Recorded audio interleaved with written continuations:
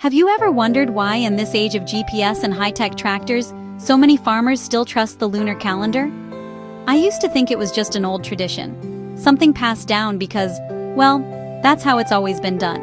But there's actually a lot more to it. The lunar calendar is all about timing.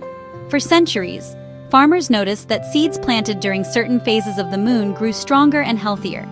When the moon is waxing, growing from new to full, farmers say it's the perfect time to plant crops that grow above ground. Lettuce beans. When the moon is waning, shrinking from full to new, they'll plant root crops, carrots, potatoes. But why does this matter? Some believe the moon's gravity affects the moisture in the soil, just like it moves the tides. More moisture means better germination, and that can make a real difference in a farmer's harvest. And it's not just about planting. The lunar calendar guides when to prune, harvest, avoid certain chores altogether. It's like having a natural rhythm, synced to the world around us. Of course, science hasn't proven every claim, but for many farmers, it's about respecting nature's cycles, and sometimes experience speaks louder than data.